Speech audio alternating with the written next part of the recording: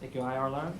Coming up next, our final speaker for today, let's invite Ms. Diana Ibarra, Director of the Shuyuan Academy, ISF Academy, to give a speech on sustainability in schools, authentic experience, student-led initiatives, and systematic behavior change. Diana has worked at the ISF Academy for over 7 years as both an educator and project manager. The ISF Academy is a pre-K to grade 12 independent bilingual school in Pok Fu Lam with over 2,000 students. A number of innovative sustainability programs have been implemented onto the campus and throughout the curriculum for all schools. Please, Diana.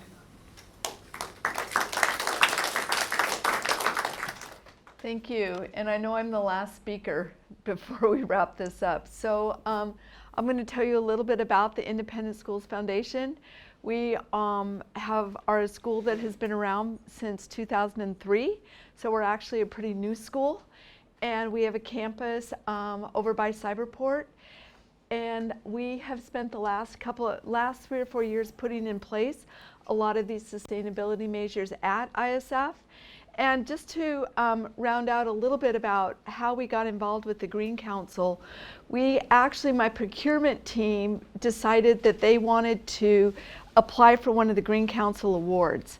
And typically, I find myself too busy doing all the work that I do to actually complete the paperwork and do the awards.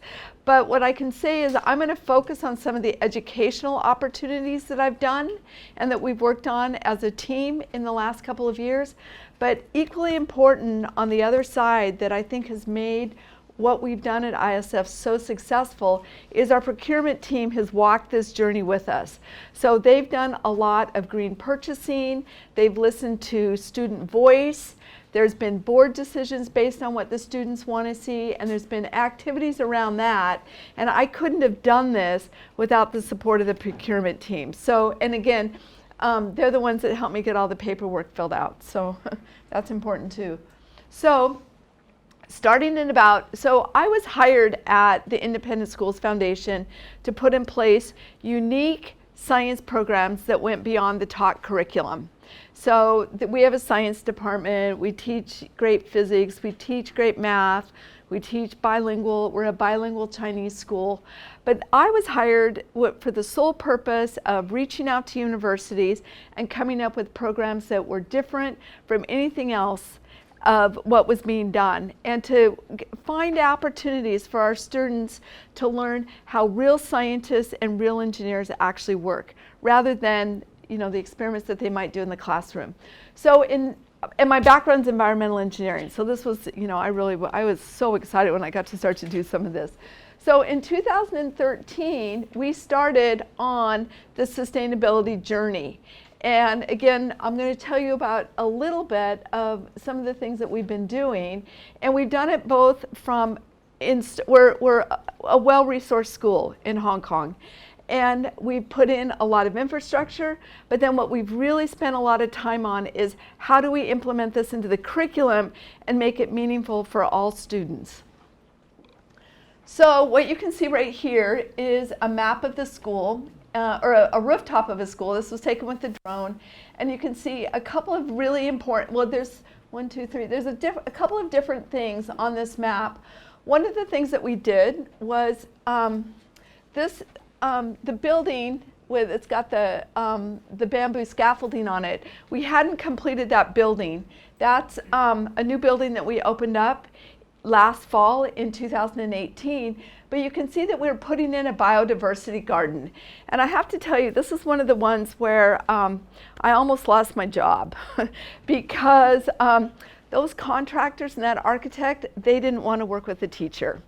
And that was a space that was going to be accessible to students, and I insisted that that then be an educational space. We're so crowded for space here in Hong Kong that if you have a space where you can get students somewhere on that campus, you have to figure out how to make it a learning experience. So that biodiversity garden has a lot of the plants that would be considered native to Hong Kong. And then I picked plants that the primary school children would like because it attracts butterflies and things like that. So they're able to do some science studies around that, and it's a great little space for them to be able to go out and meet. You can see down there the rooftop gardens that we have, and our rooftop gardens have gotten to be so popular that we have them on another building now as well. And actually what we do is we have over 500 children organic farming on this campus. So that I'm from Montana, which is one of those states that has lots of agriculture. I grew up with a garden, all of those things. Students in Hong Kong don't have that opportunity. They don't get to garden. They don't get to touch soil the same way that some of us in this room might have. So our gardens are used, like I said, by over 500 people, and our demand is such that we're probably going to add another 100 pots of these planters within the next year. And I'll tell you how I get the soil for those in a minute. We also have air pollution monitors for our outdoor air. And we worked with Hong Kong UST on this to come up with air pollution monitors that are comparable to what you would see in a roadside station in Western Market, which I think is our closest monitors. And we did that so that our students could do real life research around microclimates as well as the differences in air pollution in different parts of the city of Hong Kong. I have 60 solar panels that are at 22 degrees, and I have 12 vertical solar panels that are south facing. And the panels were put in, we put those panels in, and then when we put this system in, there was no feed-in tariff rate. So we made this a standalone microgrid that could be where we on campus would install and use all of the energy that's produced. And I'm going to show you how we do that as well. And we did the 12 vertical panels because we really wanted to understand, we knew it you could do the math, you could do the engineering, the calculations, but what we wanted to do is we wanted to be able to show the community that there's a lot of potential in vertical solar panels, especially in Hong Kong, because we don't have the land space and we don't have the rooftops. And that's also been an interesting experiment for the school. And then I have what's called a Center for Renewable Energy Education. And this is my outdoor laboratory. And this was space that wasn't being used. So I acquired it because I could use it for students. And we have about 5 or 6 different technologies on that space, as well as the information. We're collecting the data on a single track solar panel, so it tracks one way. We've got polycrystalline, monocrystalline, thin film.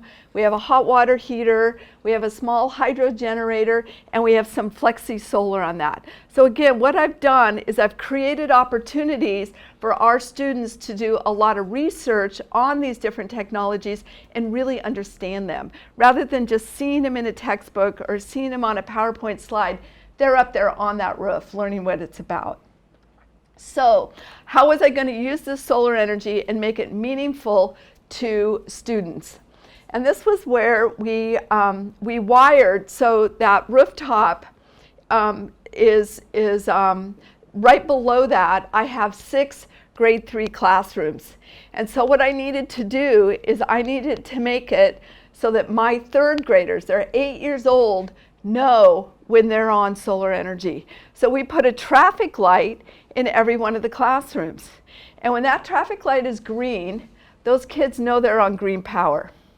And if that traffic light is red, they know they're on what we call dirty molecules.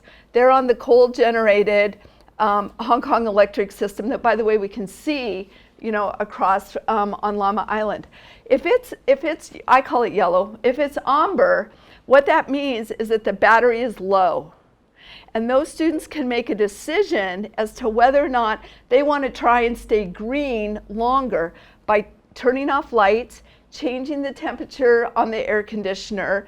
Maybe it's the teacher's done with the projector and they can take it down.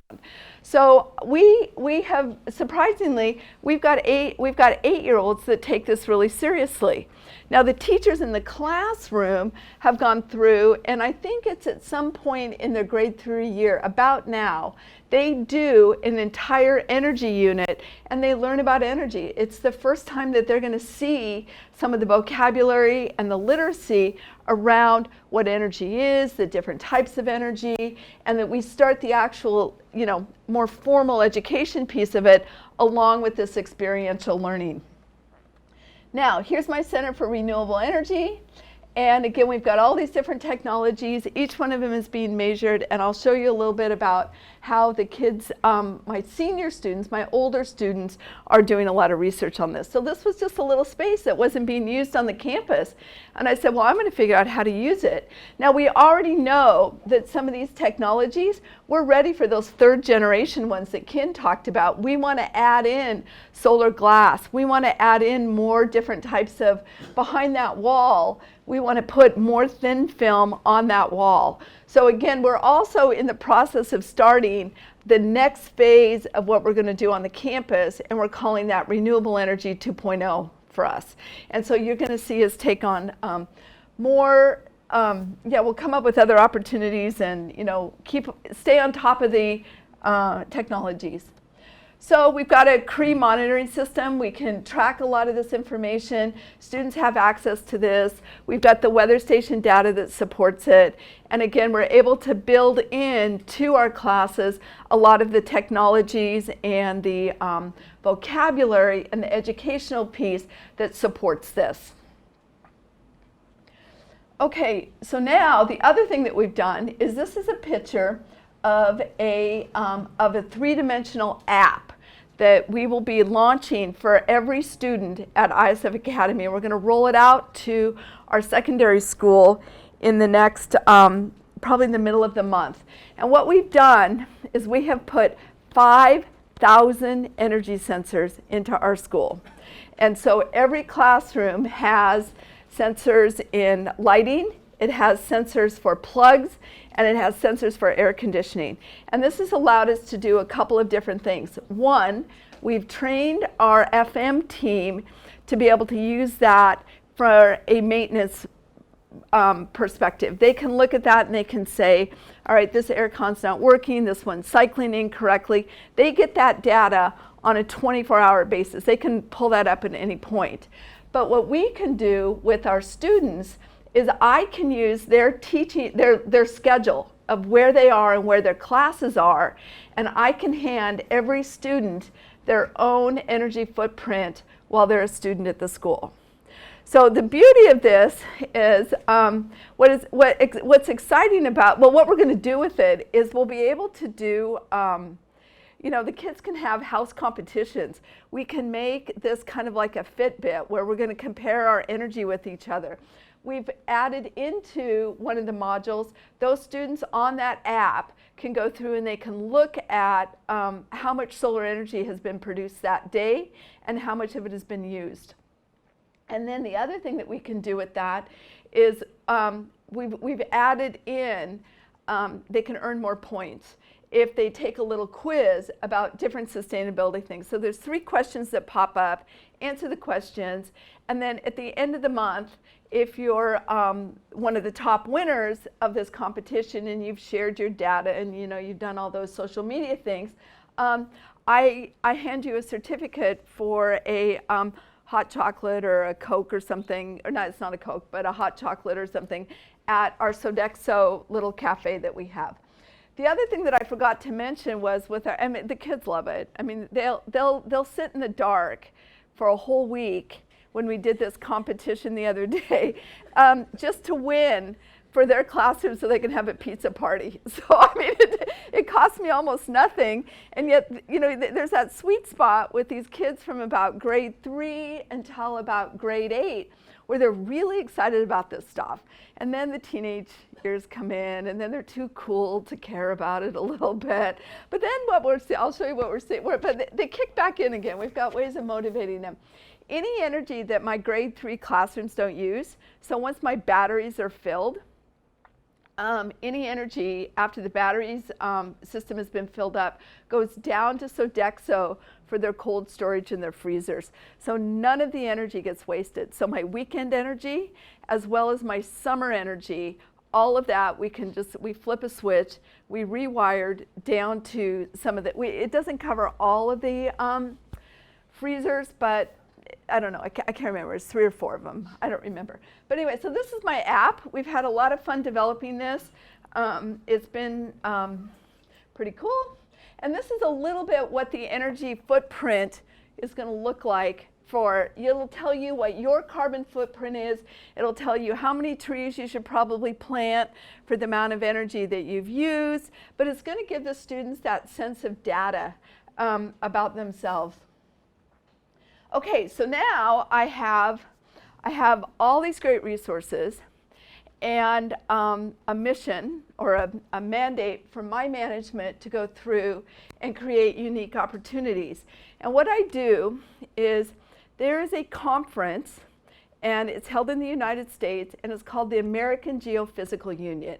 And this is a conference that studies planet Earth all the way to the, the edges of the universe, to the depths of the oceans. And they have a student conference section of this. They have a poster hall. There's 25,000 scientists that come in for this conference every single year. And they do things, there's global change initiatives, as well as your hardcore geology and volcanoes and marine biology and all of that. But what they do is they have a poster session for high school kids. And so I'm the only international school in the world that does this, but for the last 7 years, we take students to the United States, and every one of these kids has done their own student-led research project. And I have been able to tell the sustainability story by taking these students to this conference. So last year I had 25 kids go out, and at least, I'm going to guess, 7 or 8 of them. So we do molecular biology as well. The kids can do other projects.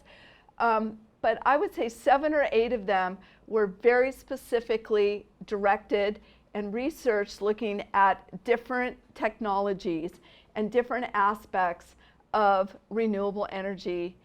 And specifically, a lot of it was based on solar. And so what we're teaching the students, again, I'm all about process. So what we're teaching the students is that you can come up with a research question. We want students to be good researchers. So we teach them to take and find a very narrow research question.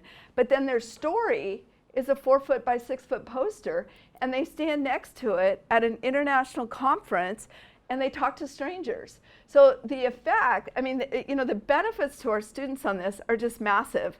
So I had 25 kids last year.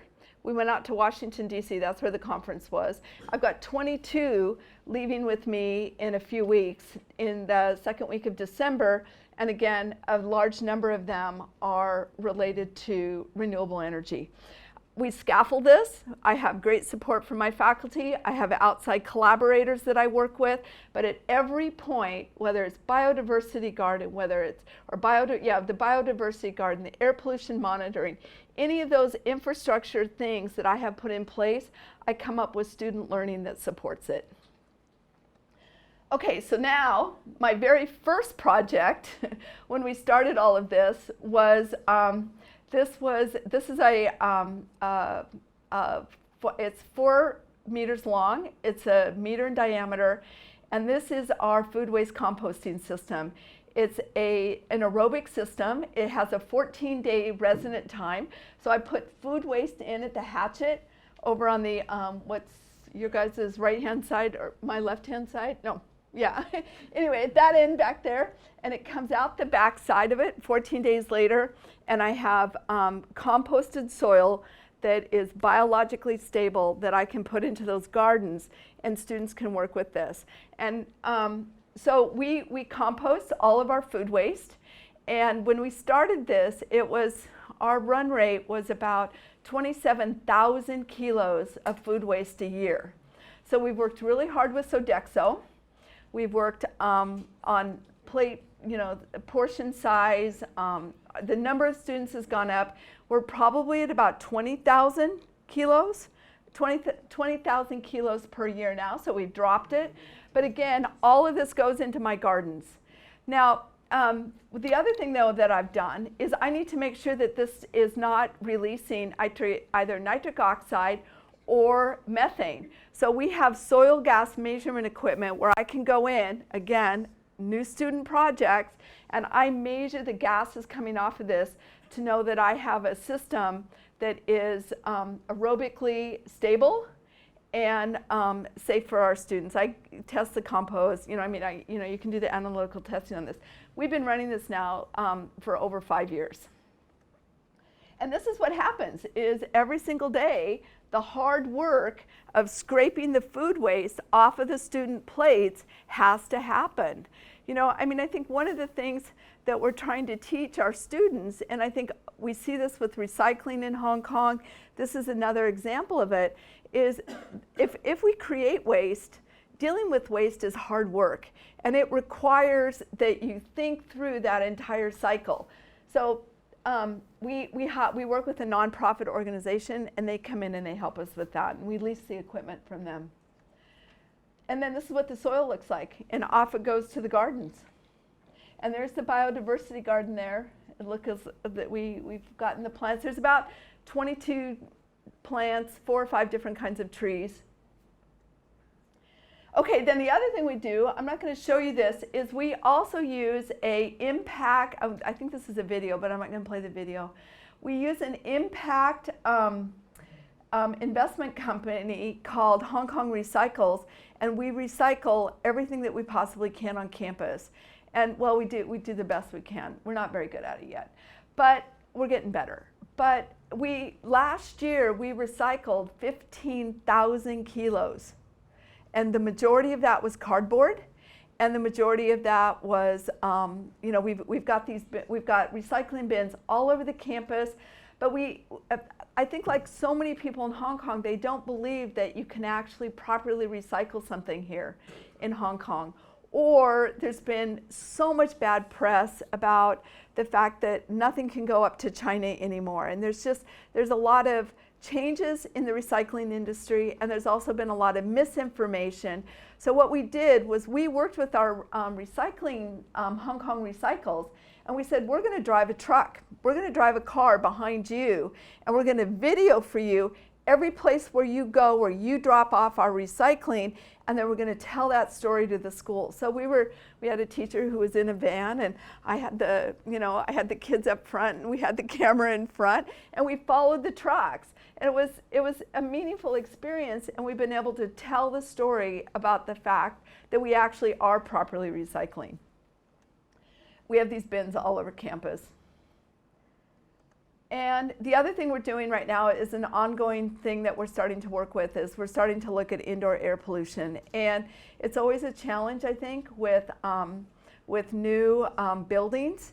We had to really take a close look at when we opened the 2 new buildings a year ago. But from a parent population point of view, outdoor air pollution, hence indoor air pollution, is something that's of concern to our parents. I'm not going to do indoor air pollution unless I can get students involved to help me measure it and then come up with some of the solutions. So again, it's all about finding the students. My students are they're my workforce. Again, we have the outdoor air pollution equipment on par with with what the Hong Kong government has, and we do a lot of comparative studies. And again, papers going out to AGU this next year. There's always a handful of air pollution papers. These are more of the green rooftops. We were required by the Hong Kong government to put these rooftops in as compensational planting when we put in the new buildings. And again, we've done everything we can to make those accessible to students. So I'm always on the hunt for interesting and new and different things. This is a large-scale textile waste upcycling art design. We work with Redress, an NGO that collects textile waste. Again, another major problem, waste issue here in Hong Kong.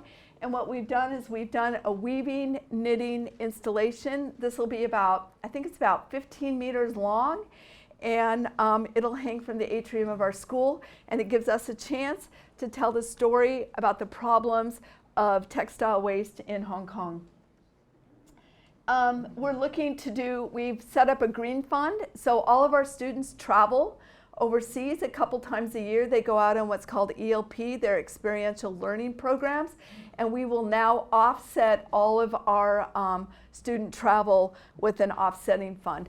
Again, that fund will be created, and it will be the students that will have a choice and will be a part of the decision process as to how we invest that carbon offsetting. I won't make that decision. Again, we have a lot of student focused events. We're in the teaching business, but it's important to us that we allow the student events that the students have a voice. We just did the Textile Student Drive for redress, and our school fair this year is about textile waste and fashion. So last week, I had another idea.